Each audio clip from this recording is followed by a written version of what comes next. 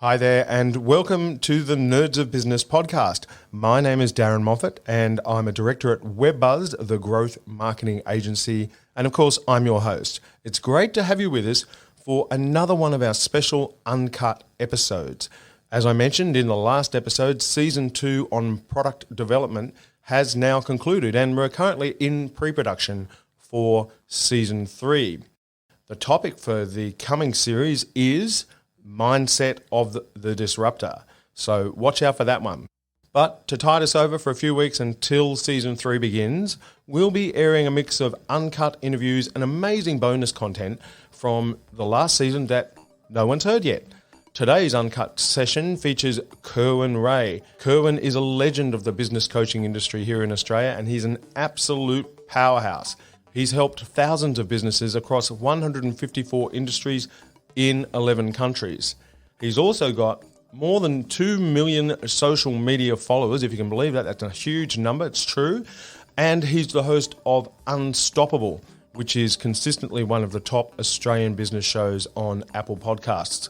So when it comes to high performance and what it takes to be a successful entrepreneur and human being, Kerwin is a complete nerd. He's all over this stuff. Today's episode is part 1 of an in-depth interview I did with him, and it's a cracker. You'll hear his amazing story, how he came to be a leading motivational speaker. He shares his thoughts on failure and why he believes it's essential for personal growth, and he'll reveal the single biggest mistake he sees business owners making over and over again. So, if you're an entrepreneur or business leader, you won't want to miss this. If you like what you hear, keep an eye out for part 2 of this interview, which will air in 2 weeks' time. For now, I hope you enjoy this special edition of Nerds of Business Uncut.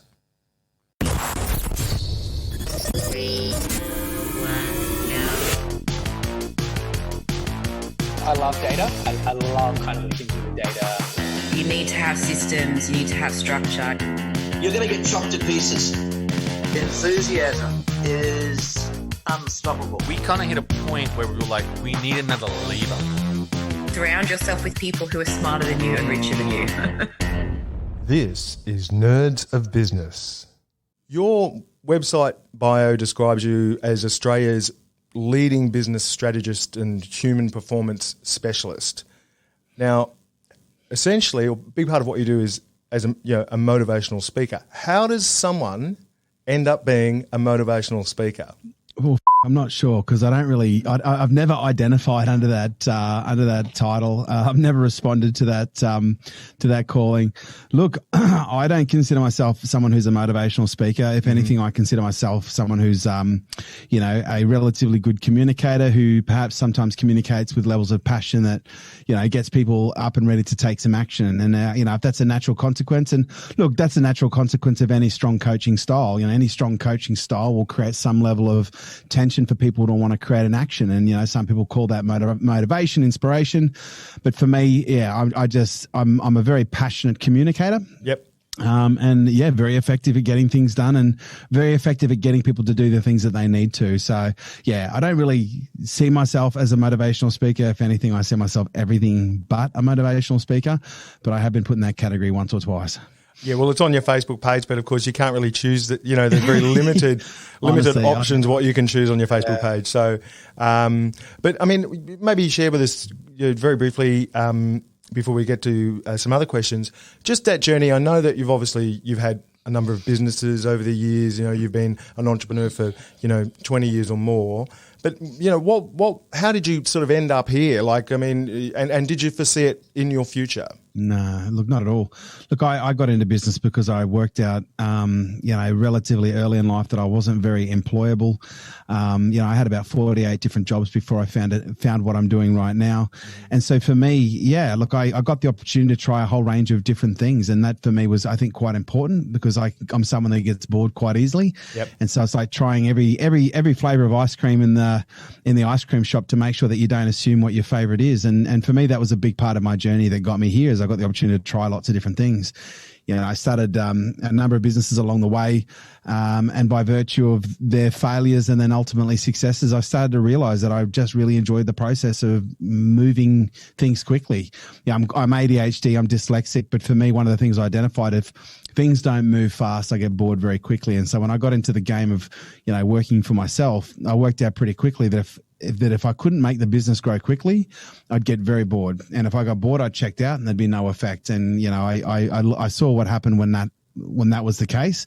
And so for me, yeah, I had to pick something that I was a little bit inspired by. And by virtue of business being an environment that is fundamentally affected by our ability to show up and perform, yeah, it just seemed like a natural fit for me. And yeah, I won't say it was easy. You know, people say to me, oh, you know, you've blown up overnight. And so, well, it's only taken me 20 years of hard work to get there, you know.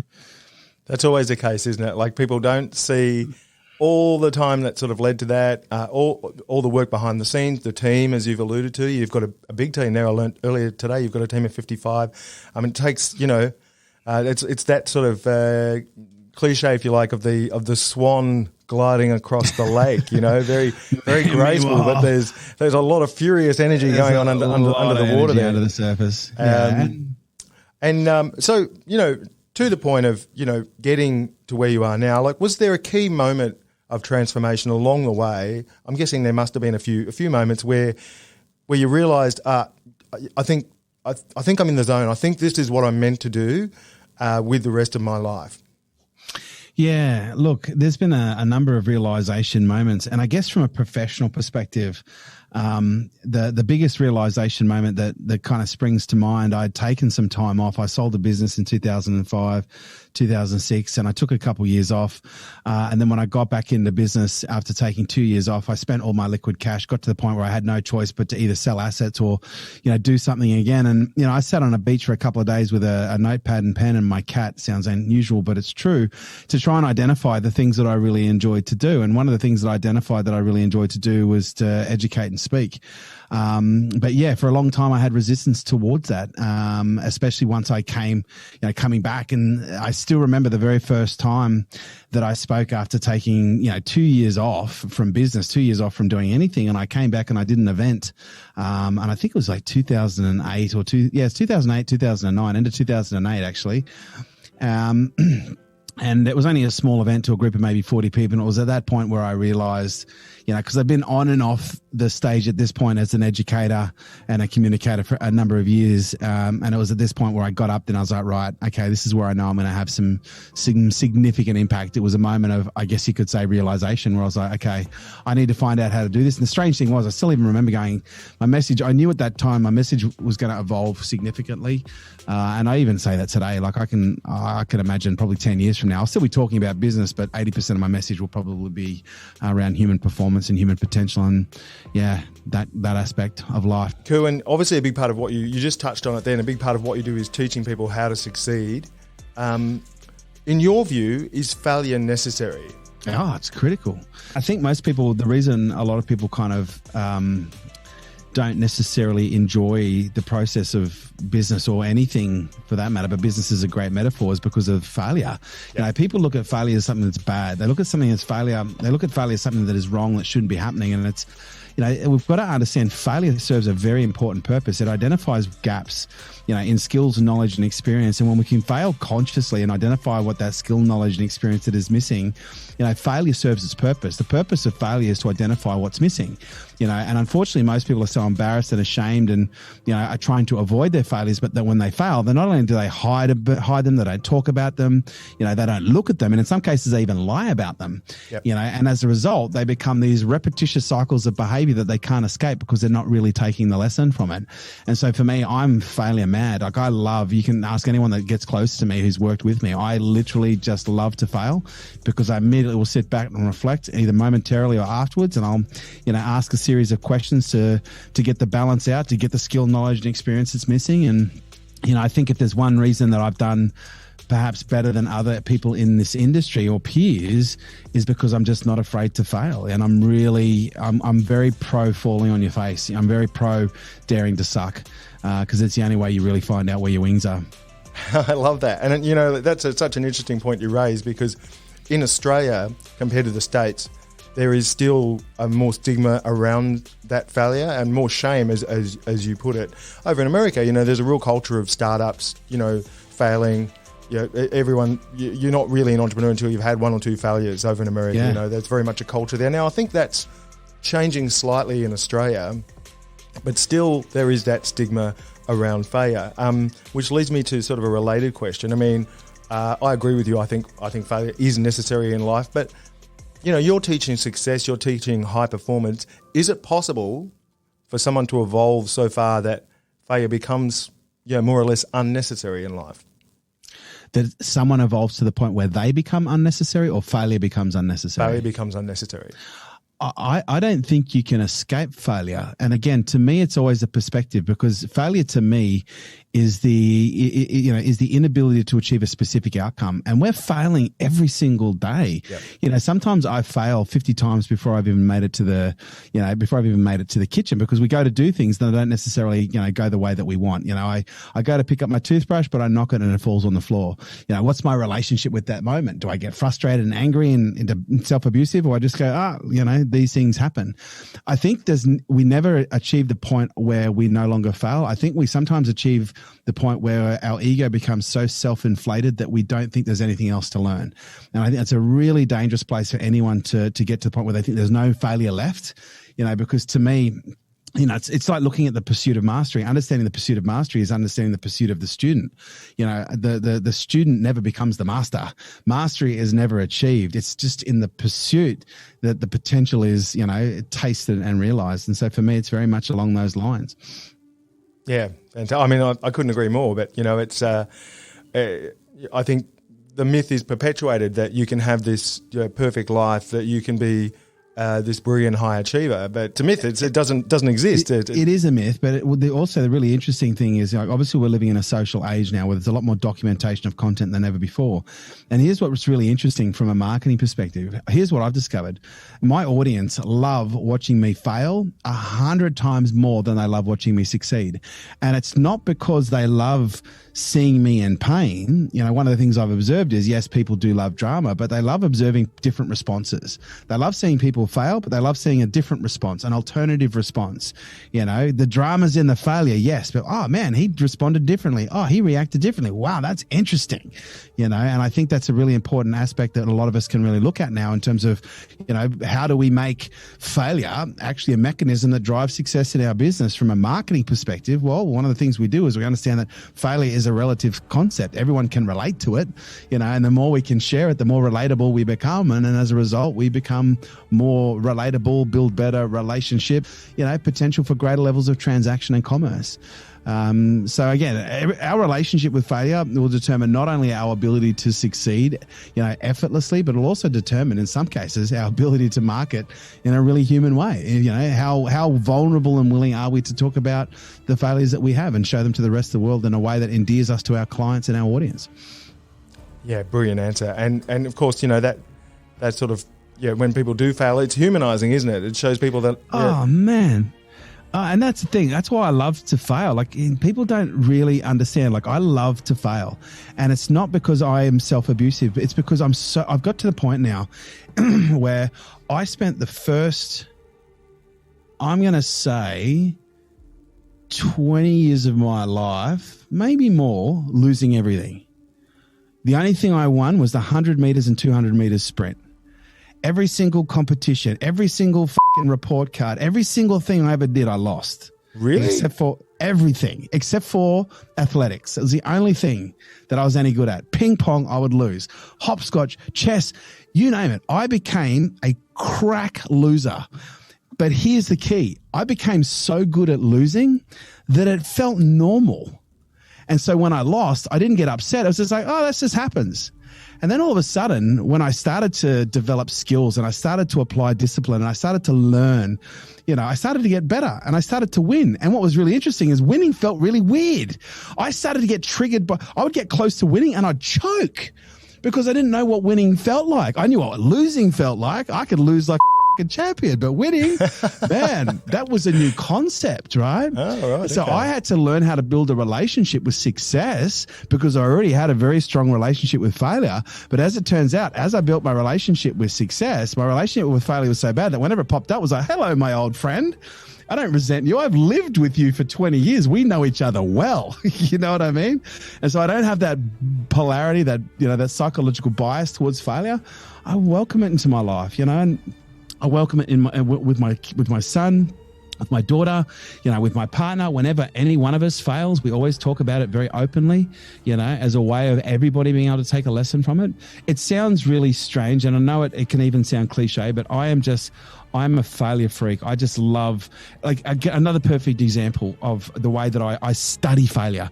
When I first got into skydiving, I had a fear of heights, and so I did 200 skydives in 12 months and cured myself of a fear of heights and gave myself an enormous therapeutic advantage. Oh, I used to spend, when I first got into skydiving, I used to spend easily 2.5 hours a day watching skydive malfunction videos. So I used to watch 2.5 hours a day of people failing skydiving at a very high level, right?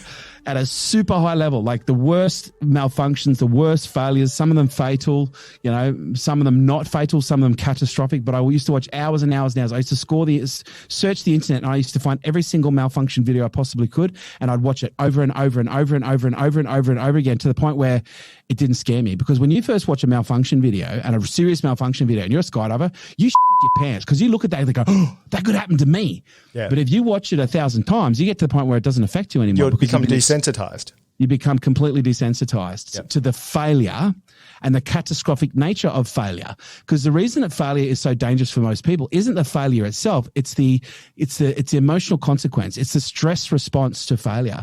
And so by virtue of me spending 2.5 hours a day, fast forward 12 months, I had 2 major malfunctions in one day, which in most cases could have completely ruled me out. One of which, you know, could have been fatal, but by virtue of me constantly watching failures, when the failure happened and I was in the middle of it, I didn't freak out. I didn't lose my shit. I was cool as a motherfucking cucumber, flying 300 and something Ks an hour through the sky. I've got a twisted pile of nylon behind me and ropes that I've got to get rid of quickly, and I didn't lose my shit. I thought very coherently, very clearly, you know, and, you know, short version is I lived.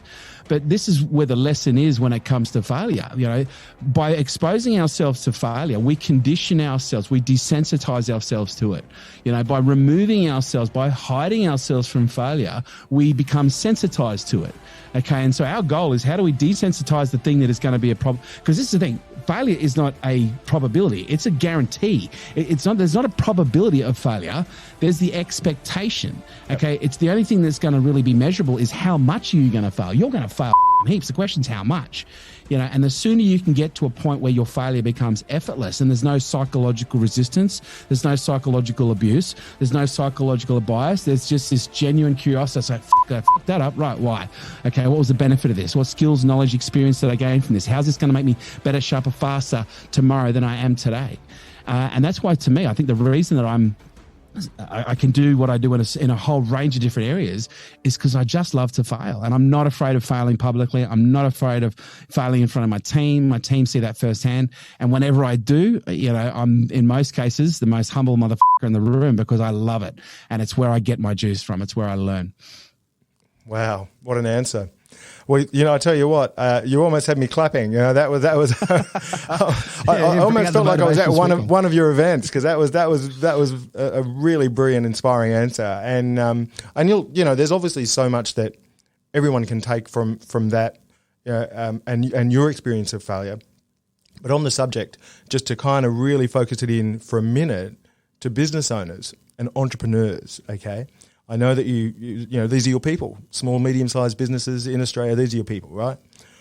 What's the single biggest mistake you see business owners making again and again? They don't ask for help. And, you know, I know it sounds cliche, but here's what I've observed. Most people want to get into business because they hate being told what to do. They want a level of autonomy, right? I don't know about you, but that was one of the reasons I was like, I loved the job because I loved a paycheck, but I hated being told what to do, you know? And I think a lot of people hate being told what to do. And so they start a business because they don't want to be told what to do. Yeah. And by virtue of being in that mindset, you don't ask for help because you want to do things your way. And if you've never built a successful business before, chances are you're not going to build a successful business unless you know how to do that. And so if you're trying to build a business and you've never done it before, you've never done it even successfully before, you've got no map, no model, no blueprint, no nothing, I'm pretty sure it would make sense to ask for fucking someone who's done it and go, hey, what did you do? It's like, it's saying, I'm going to run a marathon. And this is like a marathon that most people would never even consider. This is like a marathon of your life. But I've never met anyone that says, I'm going to run a marathon and I'm not going to do any training whatsoever. I'm just going to buy a fucking jersey. I'm going to buy a pair of shorts. I'm going to buy myself a stopwatch and a really good pair of shoes. I'm just going to turn up. And when that gun goes off, I'm going to give it a red hot fucking crack. Now, I'm sure that every now and then there's some stupid mother out there that tries that shit, right? It sounds like an approach I would use, actually. To be quite frank, right? Me too, let's be honest.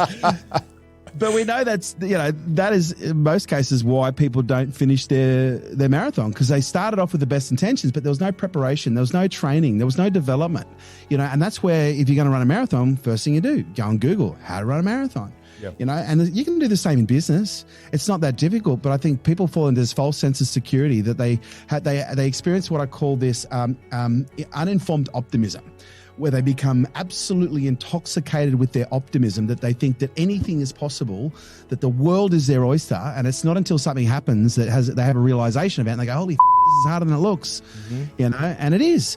And I don't think a lot of people realize when a business goes down, there is a whole range of consequences.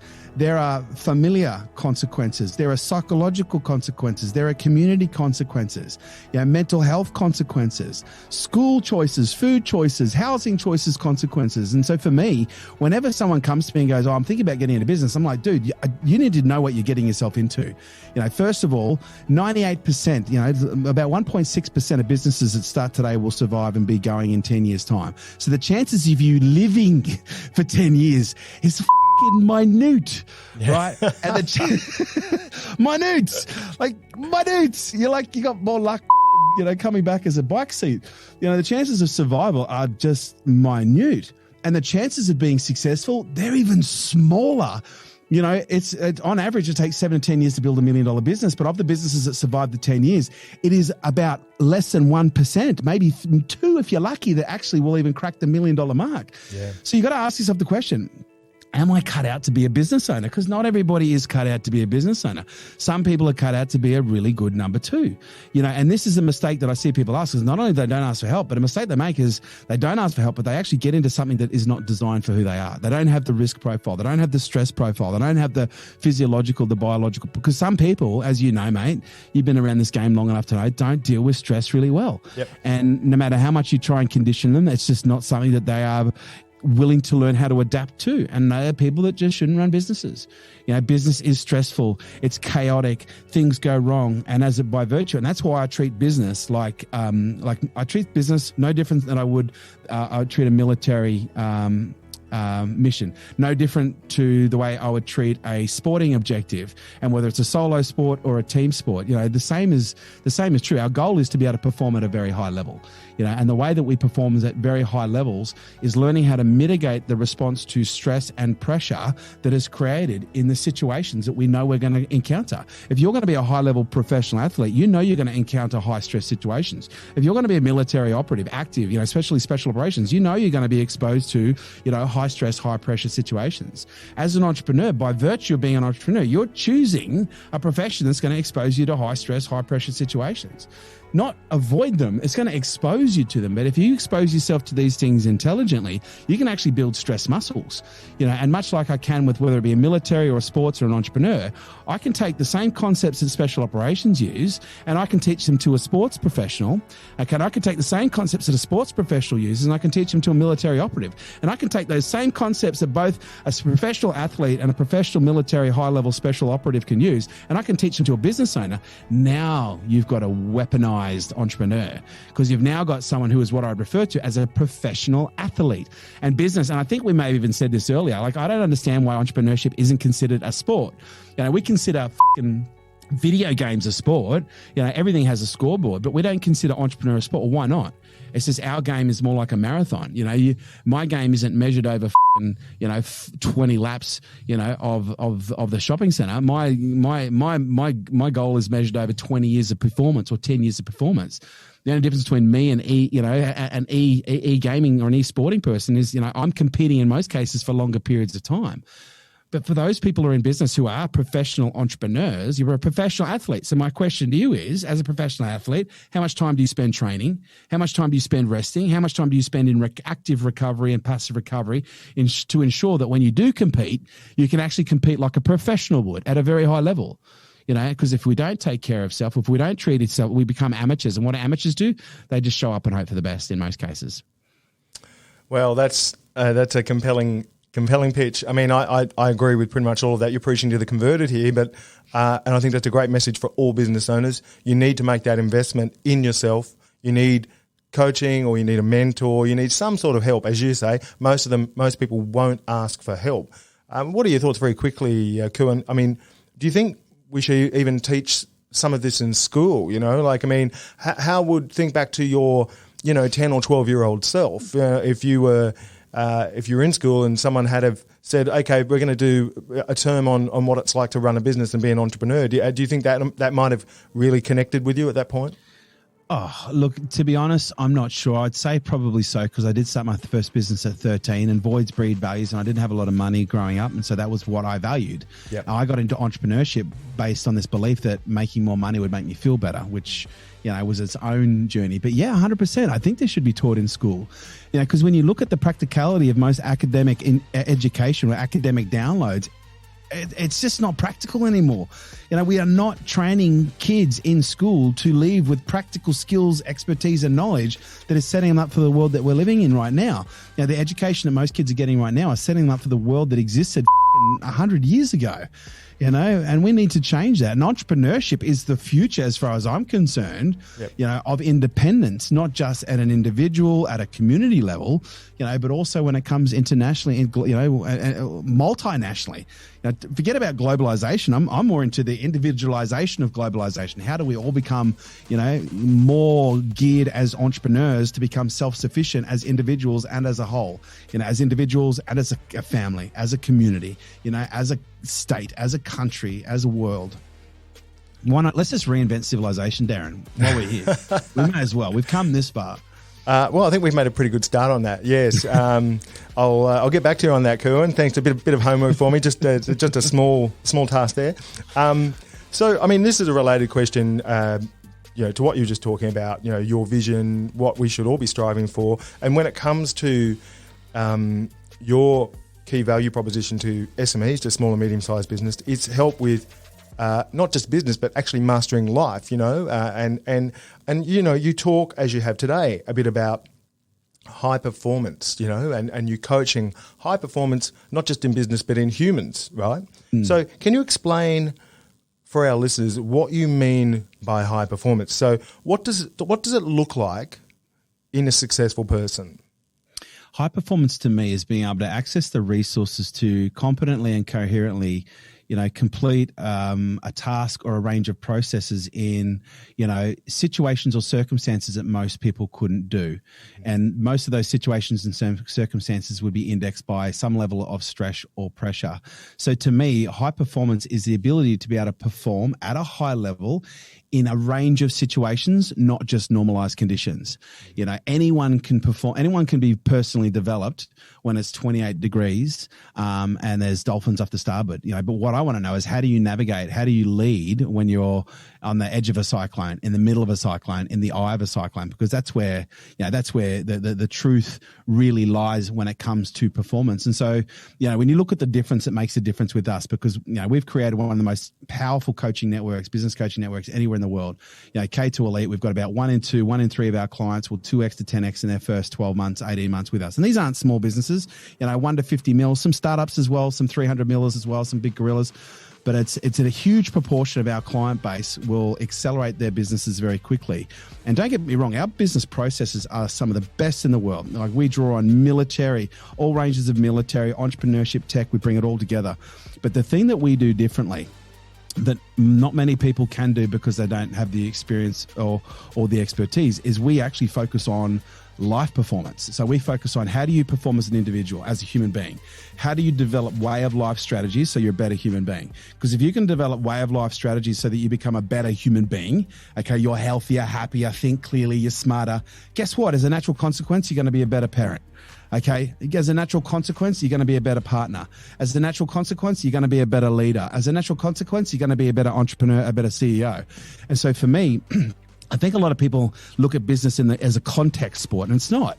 You know, if you want to look at performance is a 360-degree equation. It's not something you do here. It's something you do everywhere. And if you're just doing it here, then to me, you're not. You don't understand what really performance is. Performance to me, isn't a magnifying glass. It's a perspective. It's a way of life. It's not something you use to magnify.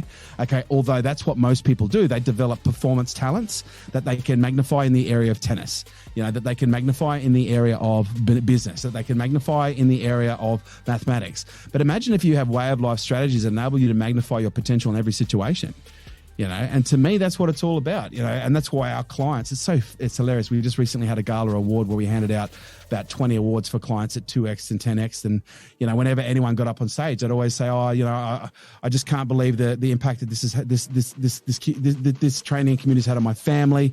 Our relationships are better than they've ever been. We've lost weight. Oh, and by the way, we've made an extra $15 million. And it's an afterthought. You know what I mean? Because when you focus on performance as way of life strategies, you start to realize cause and effect. If there are certain things that I do, as a natural consequence, there are certain things that happen. It's very predictable. And I play the game of consequence. What are the things that if I do them consistently, as a natural consequence, I get what I want? And that for me is a big part of this game. Wow. Yeah, well, that's there's so much in there. There's so much to unpack. I've got a bunch more questions, but I would just like to touch on one thing you said there, and that is, in terms of that focus, sometimes people just tend to focus that high performance in one area of their life. And what are your thoughts on this question or proposition? Do you think that those people are more likely to have problems down the track, sort of wider life, if they're putting everything into work or business or career and it's doing well? If all of your attention goes into business, in most cases, health and relationships start to suffer. Yeah. If all of your energy goes into relationships, in most cases, health and business will suffer. If all of your energy goes into health, relationships and business. So it's not like life is a game of spinning plates. Okay. Yeah. And we're never going to get perfect balance, but here's what we can do. We can understand that at the center of every single one of these orbits, okay, the centerpiece is me. And the more I work on me, the more I develop me, the better I function. Because and this is the thing, and I don't think a lot of people realize this, Darren. I say this all the time, and it's a joke. We literally, you, me, every other human being on this planet that's listening to this right now, every single one person that can hear this touching their earlobes, we are $1 trillion piece of biotech. That's what we're worth. Like if someone could replicate us right now, we are $1 trillion modestly in biotech. And most people are walking around like they treat themselves the value of a plastic shopping bag. And when you start to understand the capabilities of the body, the brain, the networking, the programmatic aspect of what it is that we have, we literally, there's only one thing missing. The only thing that was missing is no one actually gave us a user's manual. We have $1 trillion piece of biotechnology that we were gifted from birth, okay, that we just think is biological, but it's technological. It has technology way beyond the scope of what we understand, okay, but no one actually gave us a user's manual to how to optimize, the system. And you're old enough to remember. Do you remember The Greatest American Hero? I do. Oh, wow. Okay, so you will love this. This is something that you can relate to. I love that show, and I love it more in hindsight because I still remember the very first episode. The dude's driving through the desert. His car breaks down. The saucer comes up, beams him up, gives him the package with the Superman suit and the instructions to save the world. Yeah. And then he goes beam down to Earth, and he's walking back to his car, and the instructions fall out. He gets back home. He unpacks his Superman suit, puts it on. He's like, well, how the does this thing work? He goes, and then he flies through the roof, hits cars, billboards, and the whole series was about him learning how to use this incredible power that had been bestowed upon him because he lost the user's manual. And I honestly feel like that was one of the greatest metaphors for humanity. Like we literally are trillion-dollar pieces of biotechnology with the most incredible potentials and capabilities, both at a Newtonian and a quantum level, and we have no understanding of what's even possible. But when we start to scratch the surface, when we start to explore, man, it's interesting what we can do, what our capabilities are when you start to think like a $1 trillion piece of biotech and not think, like a $30 hammer. I love your analogies. Some of those they're going on the bar wall. That's some great quotes there.